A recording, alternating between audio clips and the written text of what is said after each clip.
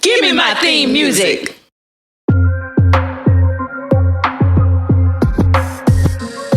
Unfollow me. Unfollow me. Unfollow me. Unfollow me. Unfollow me. Unfollow me. Unfollow me. Unfollow me. Unfollow me. Unfollow me. Unfollow me. Unfollow me. I ain't really want you to follow me anyway. If you got too much drama, say that drama for your mama. Keep that riffraff off my timeline. You and everybody you in cahoots with can unfollow me.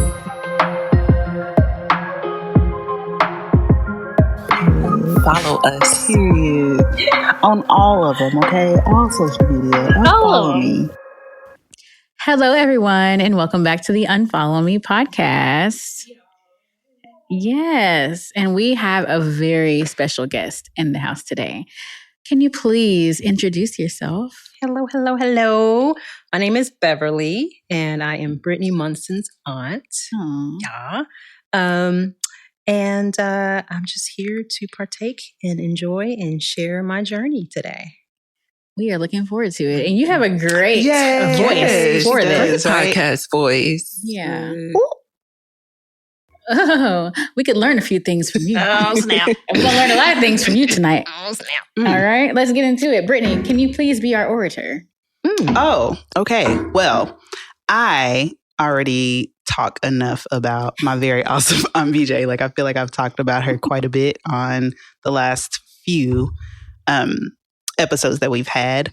So I thought it would be fitting to have her come on, talk about her journey, her experience as an entrepreneur, and kind of how she's gotten to where she is today. So, my very awesome Aunt BJ. Ooh. Give her the flowers. Yes. Tell us your story. Oh, boy. Okay. Oh, that inhale. I see where Brittany get it from. Okay. So I had to figure out how I could make it fewer words so it wouldn't get too wordy. But my journey. Okay. So we'll start with my adult life. So first career started 21 years ago. 21 because my oldest son is 21 years old. And it was massage therapy. Right? And so I think the reason I chose that or explored that is because I felt like I was in tune with people and I felt like I kind of knew what people may want in a massage. And then I just kind of felt connected to people and I just wanted to connect with people in that way. And so that was the first career. And so, like I said, that was 21 years ago. And so I just had my first child. And so, and I also kind of went into that because I felt like there was some flexibility. So that was the first career. And I did that for quite some time. And I did it while I was actually working in a dental practice. Wow. Which allowed me to continue to meet people outside of that. And so I ended up being able to expand that business because of the people I met in the dental practice, who, one lady in particular, who worked at State Farm corporate in Irving. And she said she thought it might be a good idea if I came out there one day a week and set up and she'd make sure my schedule was full, which she did. She made good on that promise. And for a few years, I would go on Fridays from 9 to 4 and she'd keep me booked and busy. Wow. And That's a blessing. Absolutely. Absolutely. That just kind of fell in my lap. That was not something I was looking for. And so I don't know if that same thing could happen today, but it happened then, which was about probably maybe 19 years ago. Wow. So that was career choice number one. Crazy, right? I took advantage of those massages. Oh, I'm sure. If I had an aunt, I took advantage of those Yeah. massages. They were great. Now, I now, was trying to learn. did your hands hurt after a while? People always say that, but Yeah. no, because there are techniques you can use to where you're not using your hands all the time. So you get after it with your forearms, your elbows. Sometimes you can get up in there with other parts of your arm, even your legs. So you just learn how to use different parts of your body to kind of help save your hands. But no. Thank you for busting that myth. Because I've always thought, I don't want carpal tunnel. Right, carpal tunnel arthritis. Oh, Lord. Yeah, arthritis. Well, there are people who do suffer with that, but that's because I think they just don't expand their technique. They don't just learn about other ways to kind of save your hands, save your digits. Yeah. Wow. So I guess I had a follow-up question. I know I didn't write it down, but did you pursue massage therapy with the idea that you would leave the dental practice behind, or was it just something that you were kind of doing to supplement, to add in to what you're bringing in? It was definitely supplement because I didn't think I could do it like full time, because it is very exhausting. Not necessarily just hurting my hands, but my body, because it's a full body experience for me too. Right. So like I'm giving a lot of my own energy, a lot of my own obviously physical strength. And so I knew I couldn't do it full time. So it was something to just supplement what I was doing. And I felt like it was going to meet a need for me too, because I wasn't being like fully fulfilled or engaged in what I was already doing. So yeah. I like that you brought that up, because there are times like where I had to use something else to supplement for me to feel fulfilled and like feeling like I'm making a difference in the world or helping people. Yeah. Yeah. So you can always split like career, like your career and your side hustle, which kind of fulfills you, that gives you the fulfillment that you don't get in your 9 to 5. In a different way. Yep. Yeah. Absolutely. And that's what it was. So, but I also knew I couldn't do it forever either. Like that was not something, and people do for a long time. But for me, I knew I wasn't going to be able to do massage therapy for, 20, 30, 40 years. Just didn't have it in me. So a long time. Yeah. So now that we've discussed your first, I guess, venture into entrepreneurship, I'd like to discuss what came next, because what was crazy was that I had no idea that my aunt was in school. Like while I was in school, I had spent some time living with her when I was at UTA, and I graduated in 2013. And then like shortly after, we were at graduation for my aunt. So I thought that was super crazy. But tell us about your next venture, because she's accomplished like so much in, these last 21 years.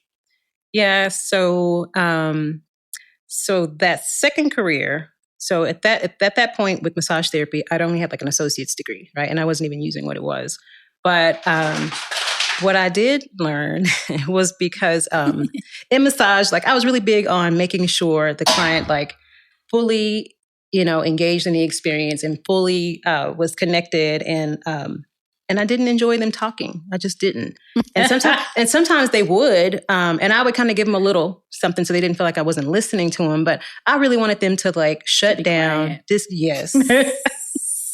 I can totally identify with that. Yes. And sometimes they need permission to just be quiet because they feel like they need to fill the void. It's quiet, let me talk. And it's like, you don't have to talk. You could just kind of just tell me what your needs are, and then be quiet. Sit down. Be quiet. So that kept happening. And then I said, okay, so what else should I be doing here? Because I still felt like I wanted to connect to people, but I think I just felt like I could connect on a deeper level, like in a different way. Like massage wasn't connecting enough for me. And I felt like I could do more. That's what I felt like. So, and then of course, these people would talk so much to where I would know so much about them at the end of a massage, like families, their friends, like, major life events. And it's just like, ooh, okay. And just people were compelled to talk. So I guess I just had share my life story face or something like that. I guess so. So then I did sort of a deep dive with myself to kind of figure out, okay, what else could this be? Like besides massage therapy, what else could this be?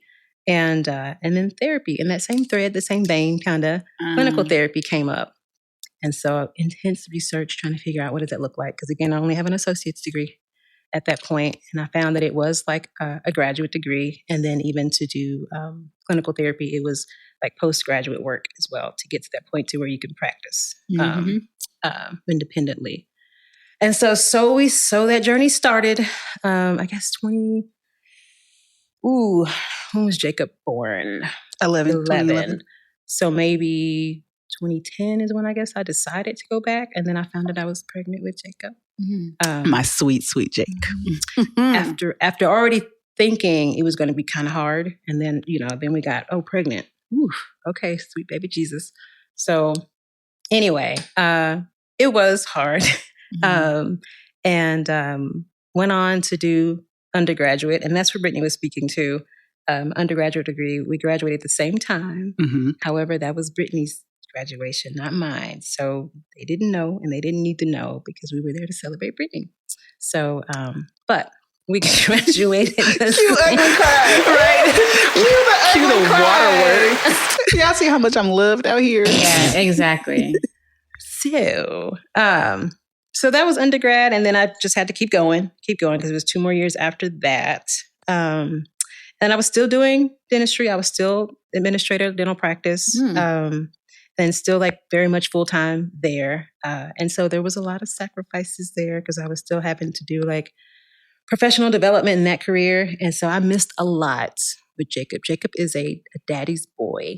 I even got like videos of him walking for the first time while I was like out of town. So that is something that I still struggle with. But anyway, so did that. Went straight to grad school and started with therapy. And so you have to do like a certain number of hours just under supervision. And that's like 3,000 hours or something like that. And so that was something that was even more intense afterwards. But the ultimate goal was to be able to practice independently. And so that's where I landed now.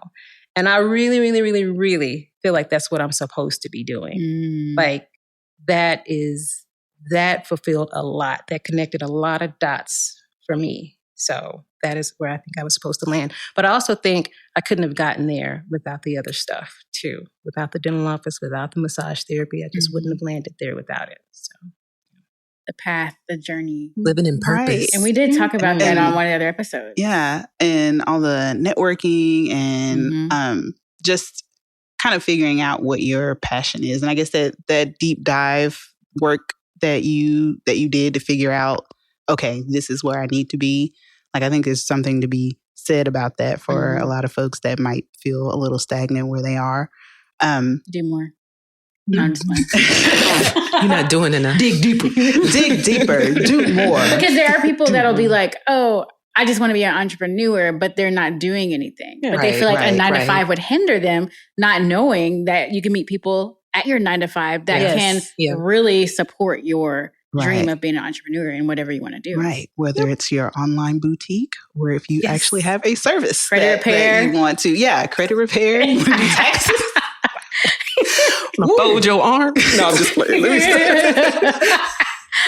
No, but so for therapy, I guess what's your specialty, or do you service all or clinical therapy? Yes, yeah.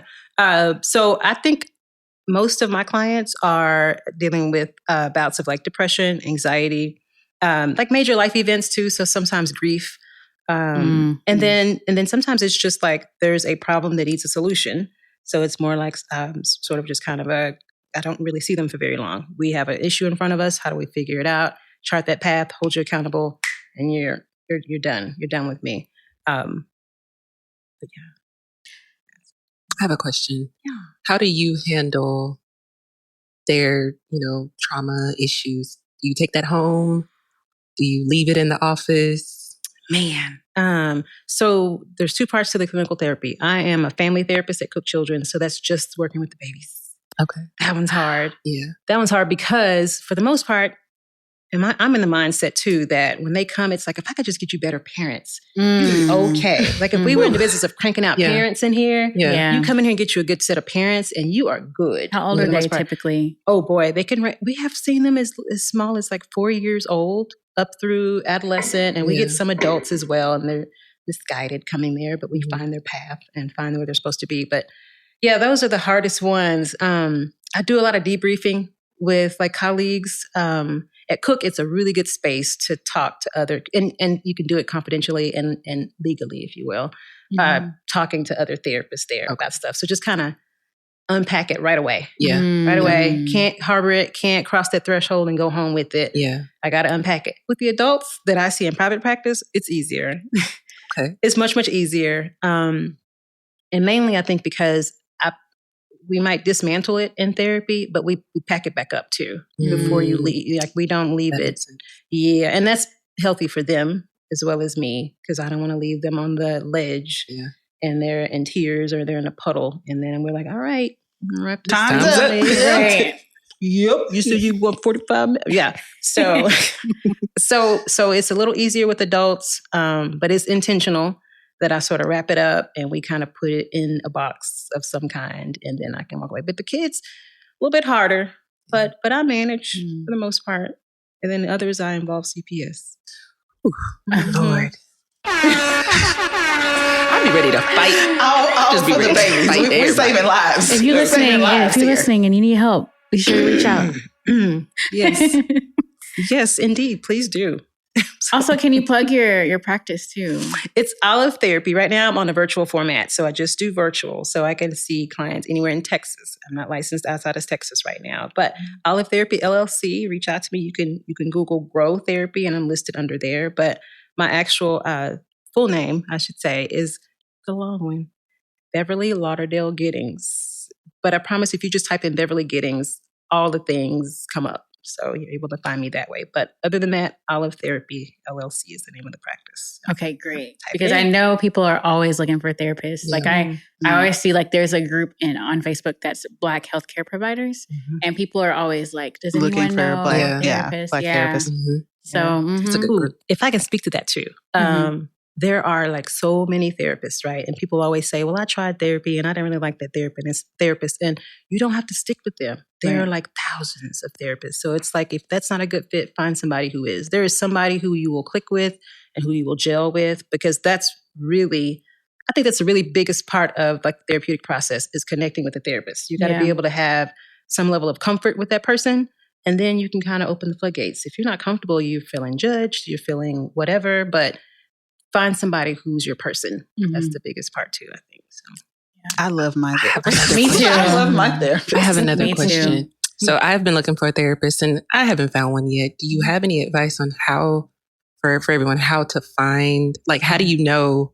I know you're going to have to probably go through some, but how do you kind of, are there any questions? Is there anything? Well, first and foremost, I think like finding whatever platform they're on and learning everything about them. Okay. But I think more importantly, learning what their specialty is and where they've spent their most work doing, and then matching that with whatever you're dealing with or whatever issue you might be having. So somebody who might specialize in like, I don't know, EMDR, which is a form of therapy for trauma. And if you're dealing with trauma, then that might be somebody you need to lean towards. Okay. And so you see what they specialize in, but then you take a deeper look at like what they've been doing, how they're doing it, how long they've been doing it, and see if they're a good fit for your age group as well. Because I think too, some people prefer like an older therapist just because some like young, trendy, whatever. So, I think you kind of weed a few out that way. Okay. But yeah, you might have to try a few on for size. Yeah. But I think you kind of know after the first or second session, you can weed them out pretty quickly. Okay.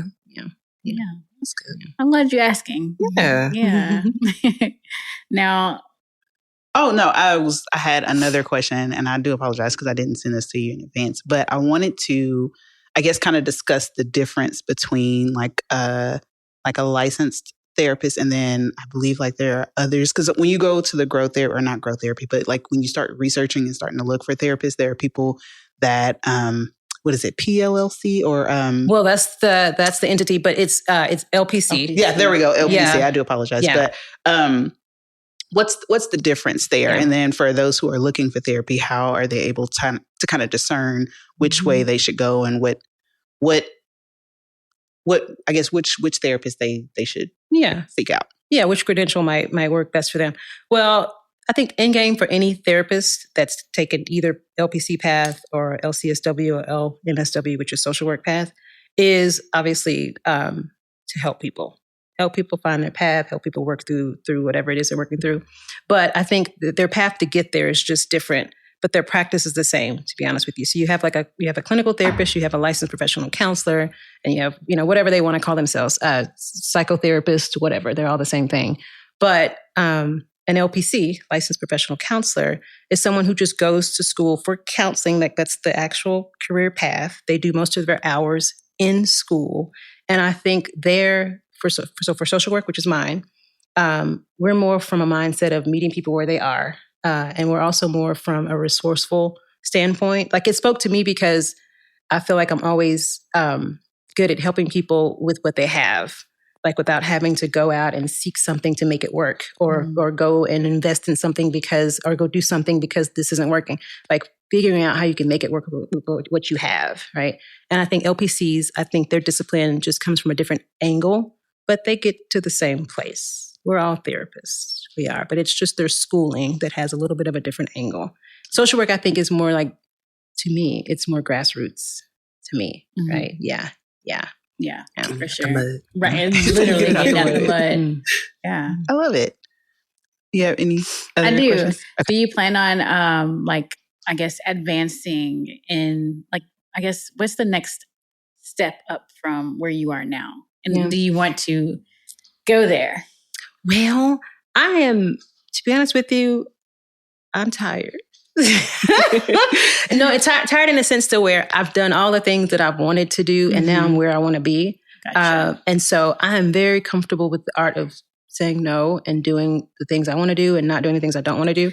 And so I've set myself up to where I do the things I want to do the way I want to do them. And I'm happy where I am. Like, I don't have a desire to do something different. I do have desire to move around in this space, though. So I think eventually we'll provide like supervision for other therapists. I think I'll do that. So that's kind of the next thing, because I do like to, again, connect and share. That's it. Like, this is where I'm supposed to be. So I'm just going to keep working hard at it. And whatever comes in that space, I'll receive it. That's it. Love that. Yeah, I love that. Love that. I was telling Jaquita before, because my therapist has really hard boundaries. I see them as hard boundaries because I'm a person that's working on boundaries. Yeah. But they're probably normal boundaries. But I tell her, her boundaries. I told Jaquita, I was like, therapists have really good boundaries. Some. Ooh. Yeah. That's part of the process. So you might start out like boundaryless. Yeah. Were you boundaryless? I would want to take everybody's child home and cook. I was like, oh my God, if I just let me just check on this baby tomorrow. Let me just call him and see. And we're not supposed to be doing all of that, but it's like, I'm just going to call and just see how they're doing. Yeah. But because you got to practice what you're preaching. True. You can't be telling folks what they are, suggesting or recommending things, and then you're doing something else. You're all wayward. So no. Yeah. I may not start that way. I can't wait to get there. I'm almost there, though. What'd you say? There we go. It starts with that art of saying no. Just keep being acting comfortable. up. Get there a little My sooner. boots on the ground in 2025. So we do have some other questions regarding, obviously mental health. What are some practical ways that busy professionals can prioritize mental health? Ooh. So I'm rigid on my schedule. Rigid. And I think that will speak to a lot of other things too. But I think you just got to make time for it every single week, to be honest with you. Or however many times you need to fill your tank. If it's twice a week, 3 times a week, you do. And if it's 30 minutes, if it's 10 minutes, if it's 2 hours, right? Whatever it needs to be, you just carve that time out. And you just have to be belligerent about it. You got to make sure that you're doing that. Right. It's easier said than done. For sure. And sometimes the wheels will fall off. Like a lot of times, you just put them back on and just get back on. Rolling. There you go. Just keep on going. But you do have to make sure you carve out the time that you need as an individual at least once a week. At least. That's so real. That is so real. We've held ourselves accountable to go into our dance class on Tuesdays. Yes. When it's cold, it's a free for all. It's a free for all. We ain't gonna make it. 20 degrees. I'm not coming out. I just sent her the eyeballs. Like, you going? Are you going? And I'd be like, like maybe not. But I gotta get my life together. Yes, I love me a good accountability partner. But that growth that comes from being able to at least acknowledge that, hey, I need to take a moment for myself. Yeah. I mean, I truly, I don't want to just be blowing smoke, because I'm not, but I get that from my aunt, because she does make sure, like, hey, make sure you take some time for yourself. Make sure you take some time to really acknowledge where you've come. And we've talked about this before, but the whole mental health and mental awareness and taking care of yourself, like, this is who I'm getting it from. And finding my own therapist, because obviously she can't be my therapist. Although, like, of course, she still counsels me quite a bit in life. But it's been just a monumental journey. And I feel like I've come kind of leaps and bounds just compared to where I was like in 2021, because I feel like I was kind of like broken in a sense back then. So I love that. Now kind of focusing outward, I have a follow-up question on BJ. So what are some signs that someone might need therapy even if they don't think they do?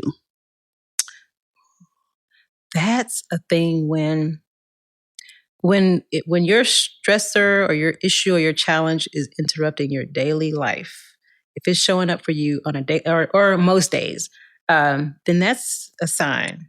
If it's coming into your clarity, if you're not able to complete a thought without whatever that thing is coming up, then you might need to sit down and talk to somebody, process that, like figure out why. And if you're into it, figure out why it's bothering you. If you're into the linear process, because there's value in learning when it derived, when it, back to when it wasn't an issue, what did life look like?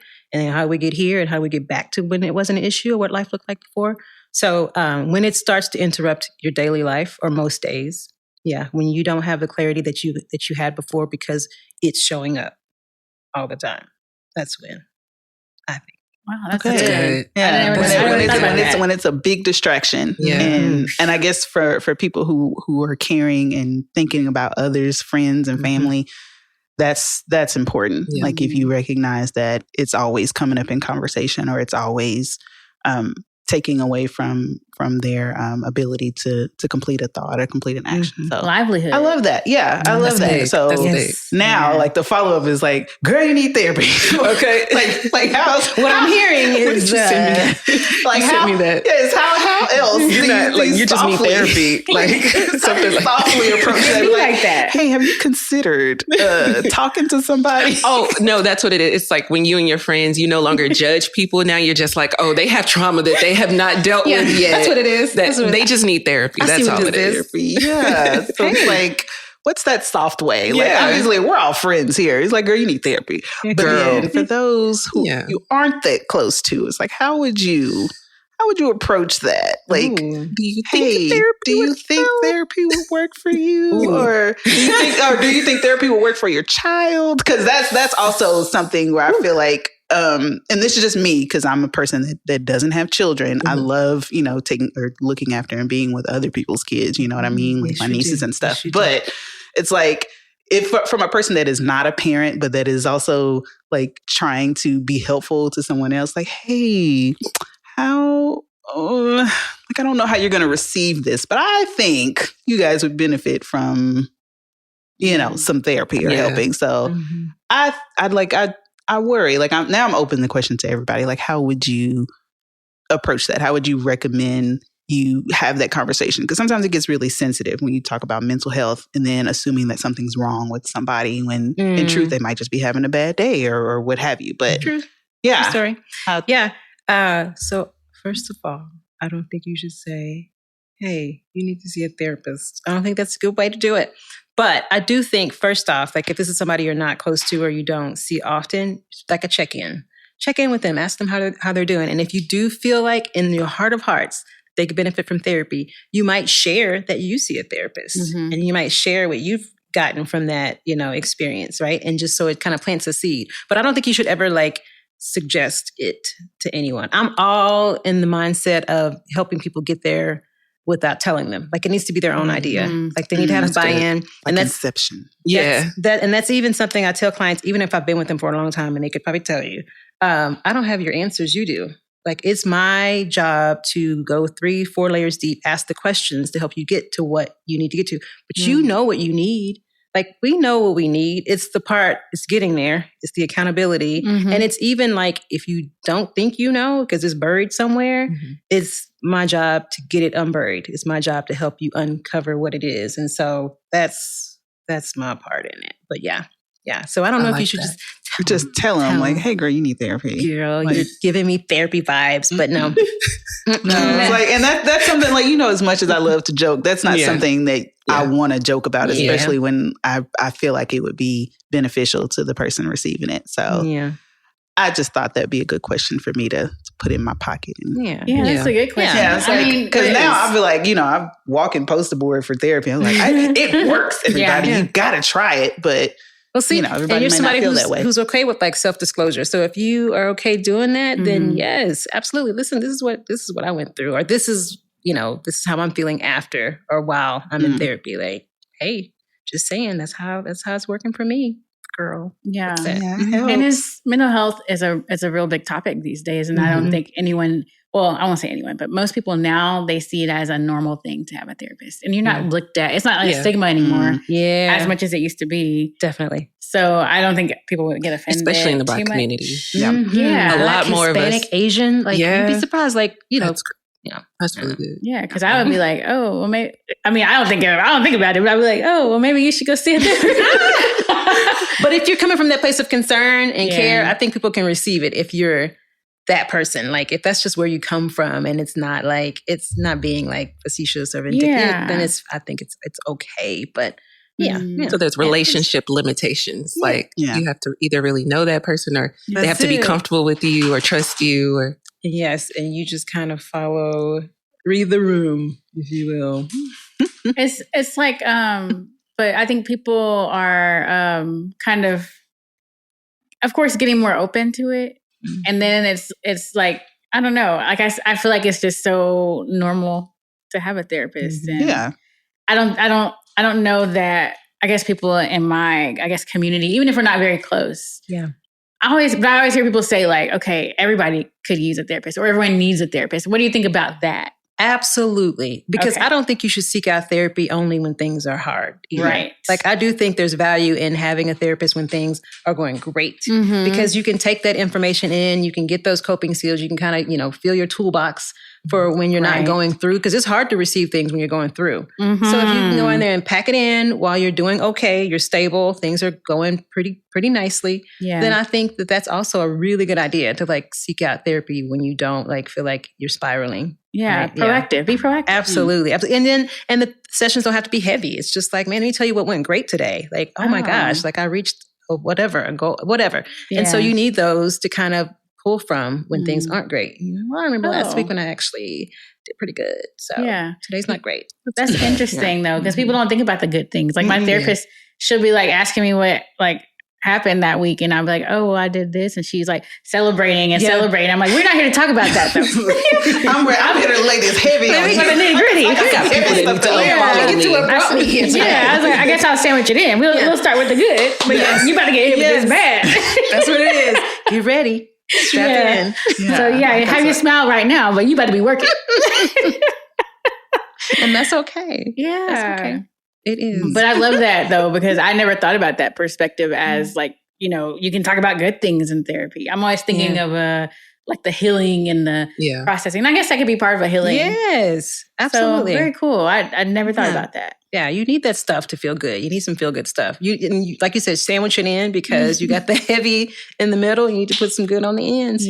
So when you end it, it's all tidy and and packaged up. You're not on the floor in a puddle at the end. Right? Y'all can get off my back. God, I'll go to therapy. God. Look, now I'm getting y'all strategy down. I'm going to tell my therapist, I know what you're doing. I know what you're doing. I know what you're doing. You try to say what you see what's happening here. And I won't firehouse.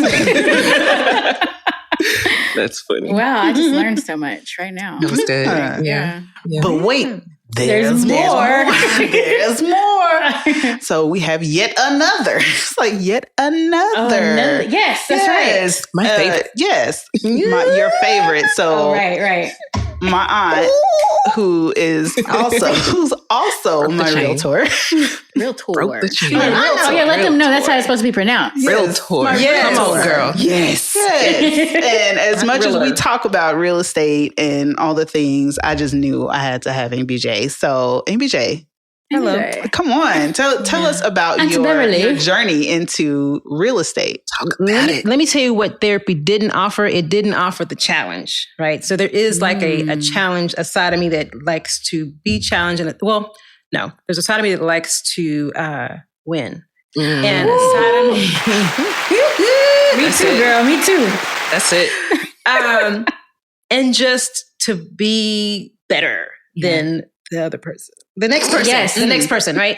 Yes. In therapy, there's no room for that in therapy. There's no room for you saying, I'm better than you. It's frowned upon. It's frowned upon. So the competitive side of me still needed something. And so there I go searching again, because I knew I wasn't leaving therapy. Like, no, this is where I'm supposed to be. I'm happy. I feel like I'm making a difference. This is good.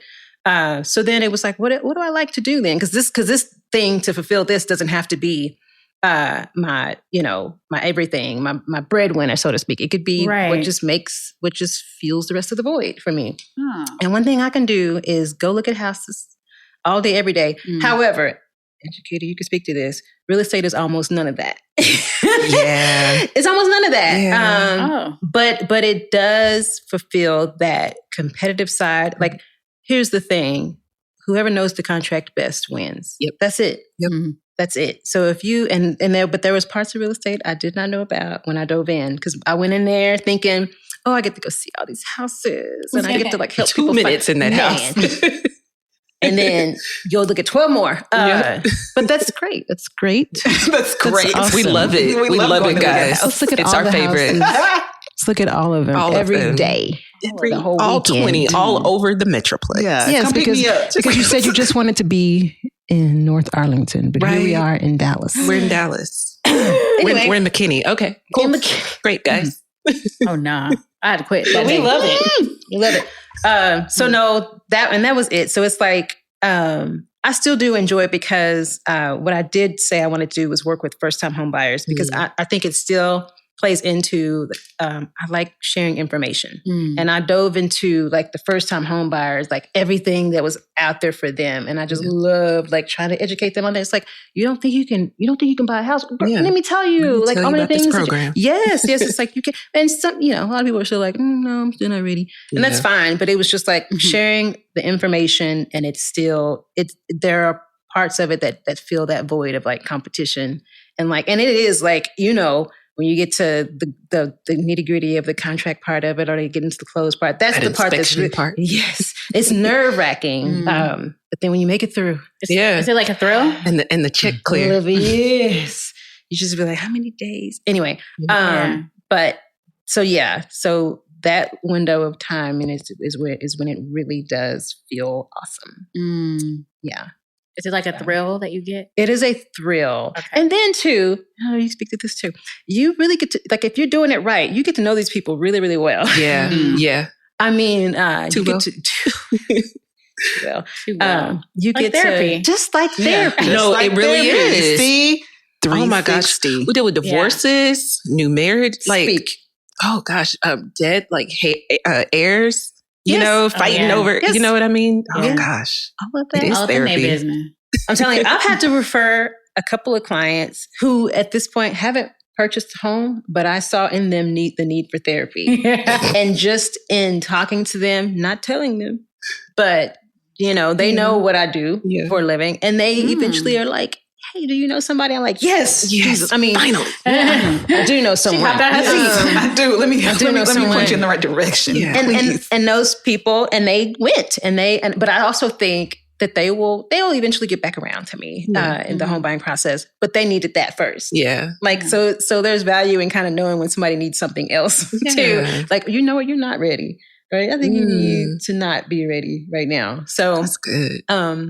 So anyway, so that's the part that real estate does for me. Were you in real estate in like 2020, 2021? No. Okay, I was going to say, because I know that competitive side probably was great. Oh, no. I'm literally still in the first 2 years. So I'm on the SAE part, right? I'm still doing my 98 hours. Yeah. Anyway, but no, I was not in that rush. Me either, but I know the competition was fun then. I heard. It was great. It was like hours. Like, houses be on the market for hours. Yeah. And then it's like, you got to get that contract in. Like, you get my contract? We kept getting out big. Turning them over. Turning over. Wow. Yeah. Somebody rich right now from 2020. Yes. I was thinking I got lucky with this house because there was nobody anymore. It was just me. It's in the eye of the beholder. That was your luck. That was your luck. I mean, just me in Lake Worth by myself. Just in your mind, to your defense, you thought it was the best decision. I thought I had a gym. At the moment, And I do. I do. If anybody's looking. Yes. If anybody's looking, I do have a gym. It's shiny and pretty. Saginaw adjacent. Saginaw adjacent. Run it up. Yeah, if you would like a home, holla at your girl. Beautiful. Beautiful. I do want to ask, and then kind of relating back to the therapy part, but it also relates to everything else. Are you big on personality tests? No. So did you never really had your clients like do like a personality test or anything like that? Not my jam. Not at all. Again, my path is the direction, the credential I have is meeting people where they are. So that to me doesn't matter. And I feel like I have something to offer to any personality. I've not met one that's been difficult at all. I'm sure they're coming. I've had some who are slow in the process, which is fine. Everybody's process is different, right? But no, absolutely not. Now, I've done a ton of personality tests for myself just so I can know, where I stand. But not interested in doing that for my client. Okay. Just me. Yep. Did you do the Clifton strengths? I did not. Not for myself. I was going to say one of yours might be competition because one of my top 5, I have competition in it. So you do like being the best. I'm definitely competition. I love it. Yeah. But it's healthy competition. Something that's inspire you, keep you going. Yeah. So I was just curious. I was like, because I feel like, we here. Meshing. Yes. And when you said, competitive and you wanted to win, I was like, oh yeah, I got applause on that one. I like to win. Yes, it was exhilarating for me. So it's a lesson to be just learned. a word. Apparently, Calendra's getting her feel to competition. Yeah. She's trying to see what else she can do. What else can I win? That's all right, man. Keep winning. But how do you balance? How do you balance between therapy and then real estate? Do you feel like there are not enough hours in the day? Always. Okay. Always feel that way. And I have by no means mastered any of it. But I will say it goes back to that art of saying no. And then, like you said, those ever-loving boundaries. And then for me, it's just always having something to look forward to as well, whatever that thing is for, you. And for me, it changes. Sometimes whatever I need can be a trip or a go sit in a dark room. Yes. I feel that so much. Yes. Dark quiet. Yes. With the door shut. Yeah. That nervous system keep my blinds closed. That's it. I'm not here. Yeah, right. I'm hungry. Her. Yeah. I'm not here. Find food on your own. I don't have anything to give you, son. But I'm sorry, what was the question? Oh, just how you manage balance. I'm just thinking about that dark room. How do you not get burnt out? I got that room. Nice right now. Because I talk to her every day. Yeah, I talk to her every day, and I know. Well, not on the phone, but if there's shape or form, in one way or another, I am texting or calling, but I talk to her almost every day. And so same. Yeah, so I'm trying to figure out okay, on top of your regular 9 to 5, your real estate venture, your actual home life, because she's got a husband and kids, but how do you not get burnt out? Because I find myself okay, maybe I shouldn't, I shouldn't unload this on you today because you got a lot. Well, listen, I unload on her too. Okay, I'm not always in the aunt position. I'm sometimes in the can I call you, girl? Can I talk? Tell you something that happened today. But so you say full-time job. So with Cook Children's, it's considered full-time, yes, but it's 3 days a week. And I'm very set on those days. Those days have not changed in a very, very long time. That's Monday, Tuesday, Thursday. Those are my Cook days. And then my private practice are very specific days. And that sometimes does change because it depends on if I have something coming up in my schedule. But I typically will dedicate 2 full days to that, right? And then as you probably know, real estate just goes everywhere. It's whatever. Yes. It's up. It's in the sky. You still have the client wherever they are, whenever they're there. But you do still have you still set your hours. And I think there's value too in at the gate establishing those, especially with real estate clients. And I think there's that respect stays there if you can just establish what's appropriate, what's not appropriate, what time you're willing to respond, and what can wait till the next day. But also too, I will tell them at the onset what days are my days that I can take them to view. Those are my days. And if that don't sound good to you, then that's you've been informed. I'm in this overcompensating like, because I'm new. So I'm like, oh, okay, I can show you this. And oh, you need me to run comps? Okay, cool. Oh, you need me to check rental rates? Okay. Like, all right. And Teach it's us something, exhausting. BJ. I'm so tired. Teach us something. But no, I'm saying though, but with real estate though, it is that. It's that like all the time, 24 hours a day. Like if someone reaches out to you, I think too, part of me too, it's like I put myself in their shoes all the time. And it's like, I want that information. I need that for myself. Yeah. And it's like, I think about before I was in the industry and the realtor, and probably wasn't a realtor, she's probably an agent that I use. And the distinction is the realtor is you're part of an association. Yeah. There's some accountability. Mm-hmm. An agent is just out there. You out here. Just out there. Just ain't nobody. I didn't even checking know. them. Just kamikaze. You don't, Just like, you don't have to be vigilante out here. Not a vigilante. I mean, you could. Bounty hunter. Just saying. But I think back to when I was working with the previous real estate agent, and I'm just thinking, man, she really failed me. Like she really did. And there's also things now that I know that they did that was not right. Yep. You learn a lot. Yeah. Oh, you start looking at the paperwork and you're like, what in the world? we passed option? What in the world? I didn't get earnest. What? The person that owned this house before was a real estate agent and that wasn't disclosed. What in the world? What? I mean, but that's stuff you wouldn't know. Yeah. And it's kind of not a big deal if you don't know. But if you do know, you're like, well, hold on. What else don't I know? Calling the board. Yeah. Yeah. So you're hiding and why? Check complaint. Yeah. Well, Wow. and luckily, like I've always just been really like, I don't know what the word might be, but I always ask a lot of questions anyway. So Inquisitive. yeah, maybe kinda. That might be I one definitely word. am. But because of that, I think we weren't, it was nothing major that came from that. But it's you also just notice the glaring mistakes. Yeah. Once you learn, you're like, huh. How you would never do that. Like I would never do that. This is how I would do things differently. Yeah. That's what I say all the time. Y'all So, some superheroes. da-da-da-da. Just the word. It's the being thorough for me. Yeah. Like I ask a bunch of yes. and you Same. should ask a bunch of questions. And she's actually like very particular about the paperwork. Yeah. Like with this recent sale, she this is what it says. I'm a little interested in why he didn't clarify, but that's not your problem. And I'm like, all right then. A lot of people Let's over. move on. They're like getting over on people with the contracts. They're. I watch real estate investors kind of swindle people out of their homes because they don't know how to read a contract. They don't want to hire, a realtor or anything.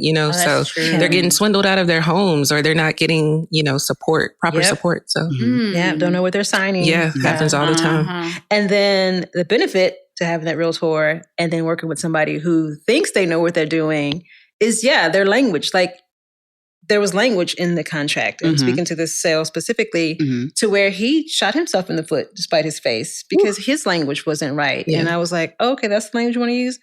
Great, pretty good and sign that, because he don't know that was like that. Just that shorted him, but that was fine because if it's in the contract, that's what you honor. It's not my job to make sure what you're saying. It's my job to make sure I'm representing the client. Yeah. Gang. You got you a therapist, you got your lawyer, you got your Got it all. And we about to do it again. We about to do it again.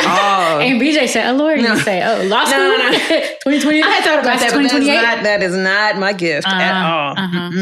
All the reading. Oh God, no. Yeah. I'm sitting here thinking you did enough reading to be a therapist and to get into real estate. Because I'm like, there's not enough books in the world. After I got my degree, I was like, I think I'm done, guys. I think I'm gonna on this book. I'm gonna tap out, not realizing I still have to do continued education. Whatever, it's fine. That whole I'm here. thing. Yeah. Yeah. Jonathan said he done too. Masters, he done. Yeah. I mean, yes. We need I some get more it. doctors. They're just not here. They're just not at this table. Just not. Well, I also want to apologize to the real estate agents. I didn't mean to say y'all was out here just vigilant. Because I think I have some friends that are real estate agents, and I think they listen to this podcast. And I didn't know the difference. No, they know. They know. Sorry, y'all. Yeah, But I know who y'all are. Yeah, but there guys. are some vigilantes out there. Let's just be honest. It's a cruel, cold industry. Oh, yeah, I can tell. And, oh, gosh. Just by looking at I drove social media. 45 minutes to Dallas. This is not like she didn't necessarily do, well, actually, I think she did do it wrong. Drove 45 minutes to Dallas to look at a house, pulled up. She confirmed my showing and then canceled it. And then didn't call me or anything. I called her. She was like, oh, yeah, we're about to go pending. I just haven't marked it on MLS. Ma'am. Sad. What? Man. I just drove 45 minutes? I'll burn this house down. No, for real. You ain't moving in It nowhere. won't be no house. Y'all got I've been working on, my Seriously? mouth. She texted me. She was like, I'm so sorry. I usually don't market in MLS until What's they MLS? send. She said until they send the contract over. So I'm like, how are you going to go pending and you don't even have a contract? That's so weird. What is MLS? I don't know. It's weird. Multiple listing services where we list the properties and then they go to like Zillow and stuff like that. Oh, Yeah. wow. Yeah. 5 minutes will have me. Wait, Brittany say 38 hot. It's 38 hot.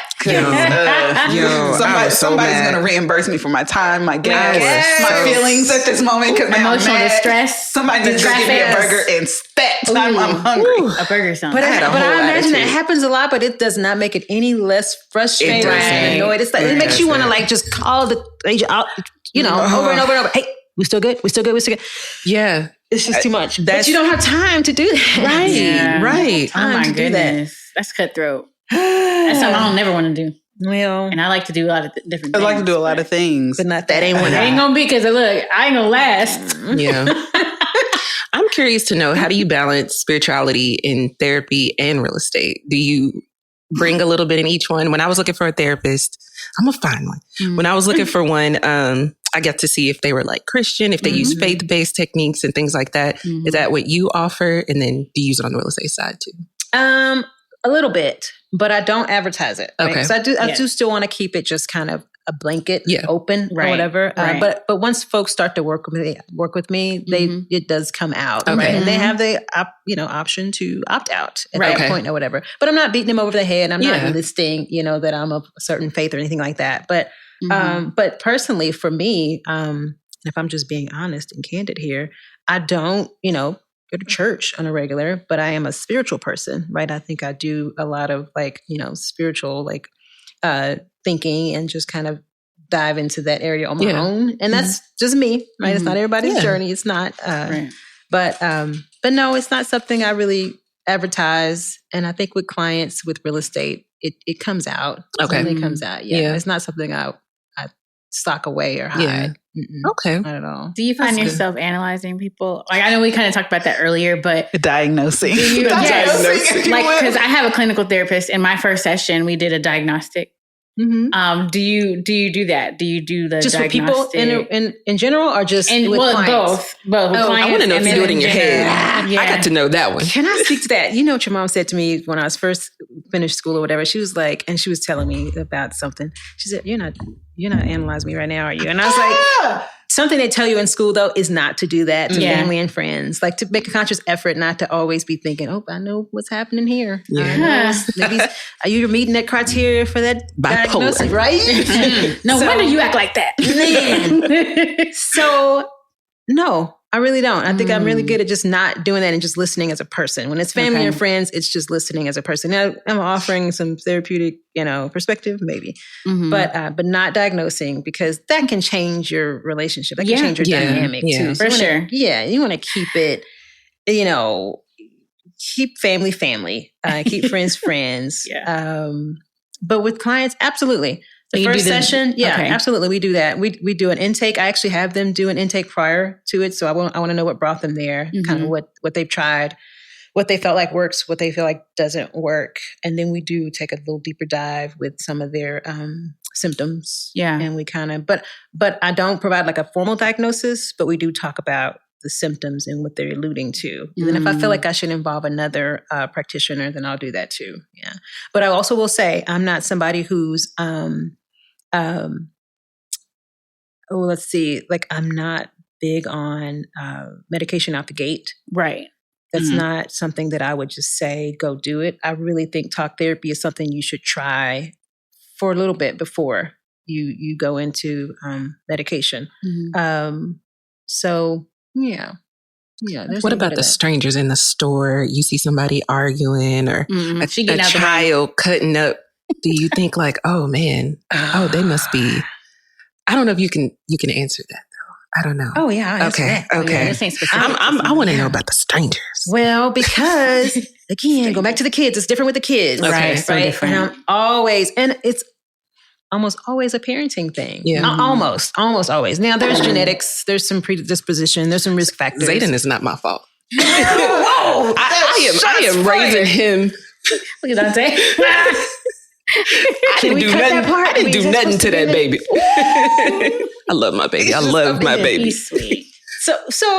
So yeah, there's some predisposition, some of that in there, whatever. Yeah. And then there is environment, and then there's nature versus nurture. So there's some of the stuff that kids pick up just in their surroundings, having to go to school every day, having to be around other kids, whatever. And then some of that they get from, their, hereditarily, what they may have picked up from whomever in the family. And it can go over. It could be someone other than mom or dad. It could be Uncle Jojo. Okay. Uncle Jojo just sitting in the room all day and just saying. I got an in-law in mind. There. You just got to be aware of it if it's there. This made me scared to be a parent.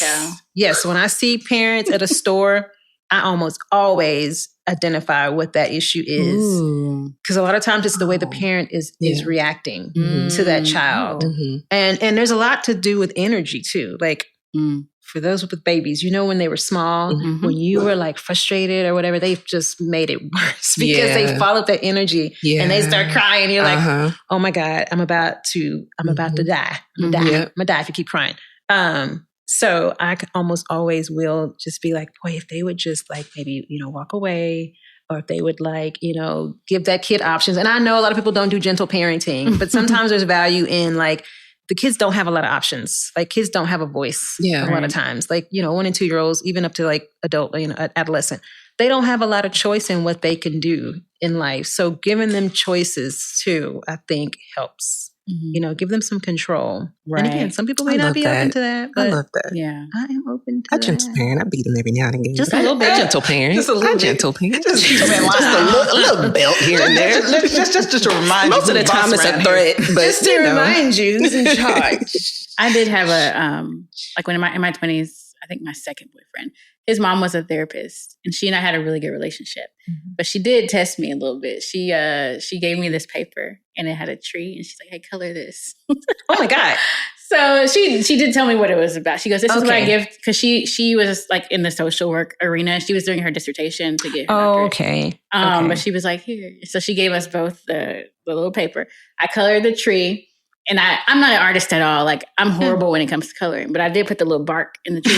And she's like, that's a symbol of pain. Yeah. And I was like, I was like, ouch. I don't know. I don't know where it came from. I don't know. Yeah. I'm just picturing a tree that I'm being thorough with the tree. I just want you to see that I know. I said, never mind, no more bark for the tree. But it's like, I feel like they just have that innate desire, just to, she's been around for a little bit. Curious, yeah. We're close. Let's see, Yeah.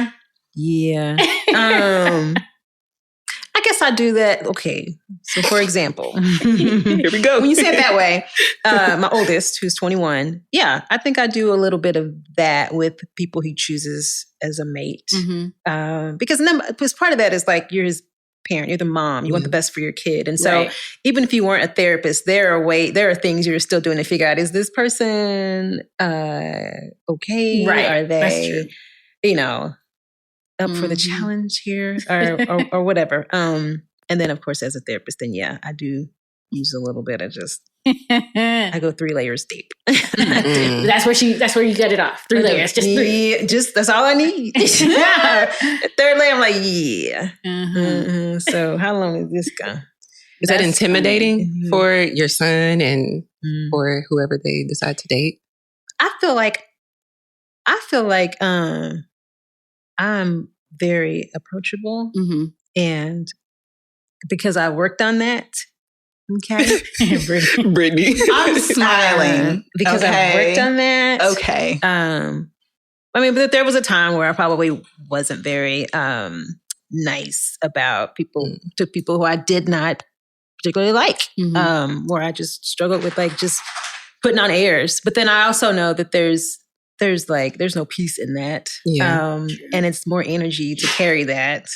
And so it's like you give them what you have to give and you keep them here if they're not serving you or if they're disrupting your peace. And then, so.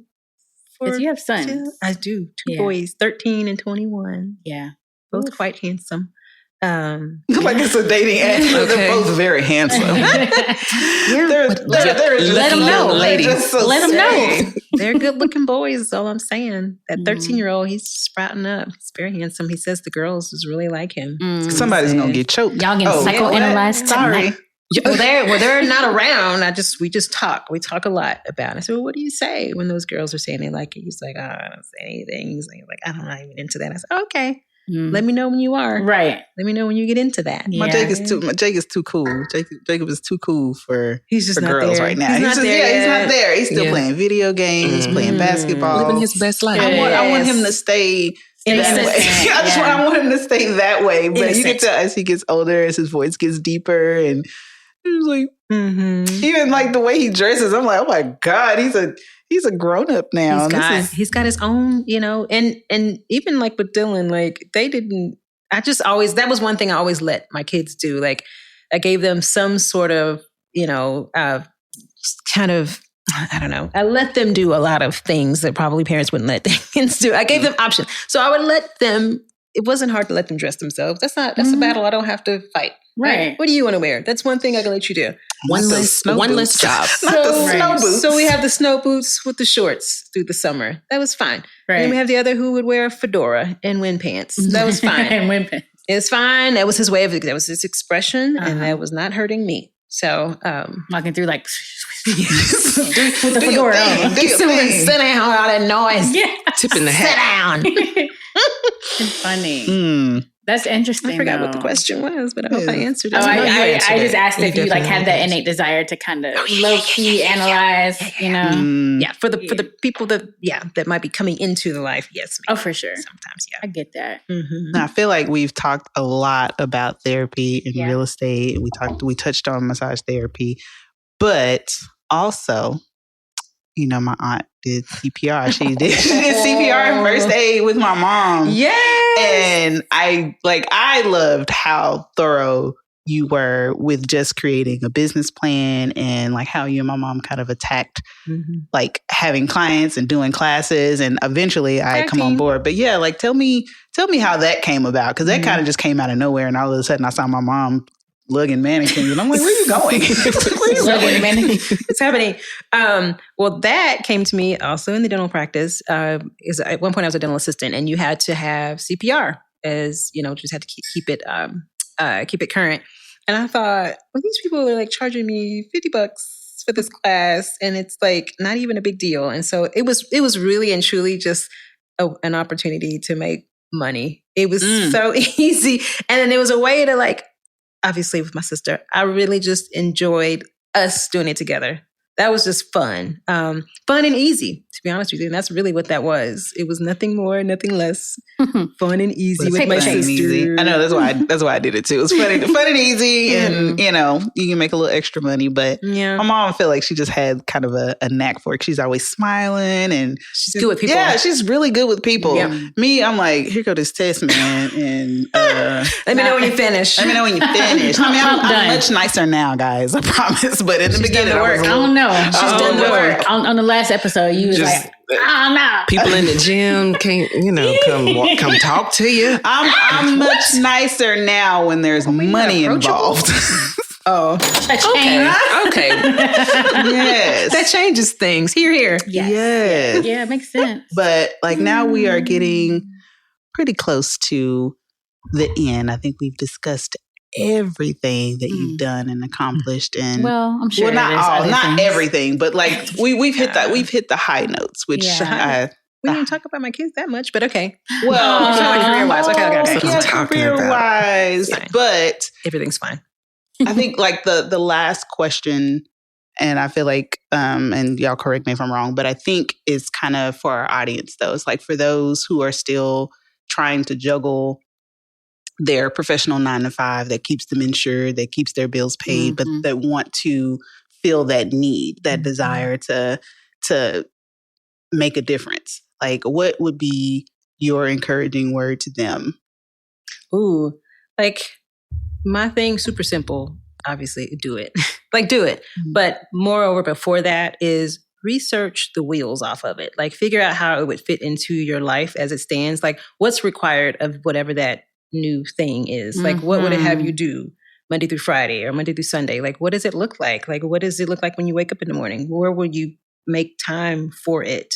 And I would just say, like, it needs to be so embedded in your brain what that looks like before you take that leap.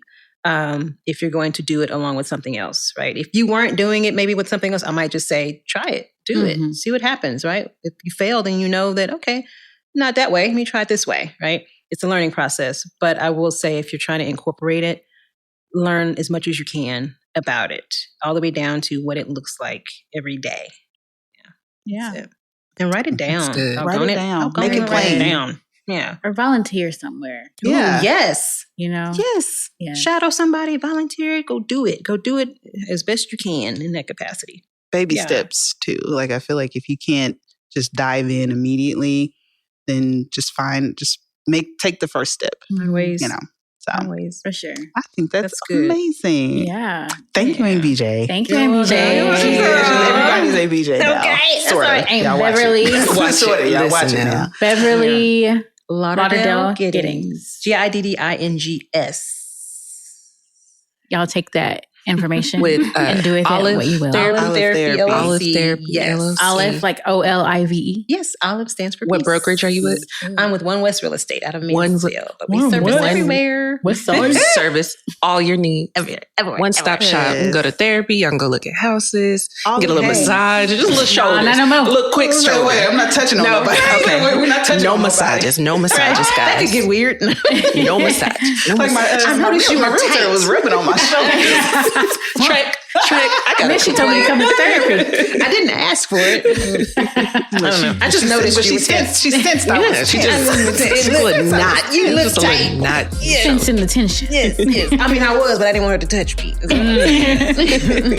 Thank you guys so much for listening. Yeah, thanks for Thank y'all for having me. Thanks for joining Absolutely. us. Yes. This is amazing. Hope I fit in. That's what I was saying. But Until next time.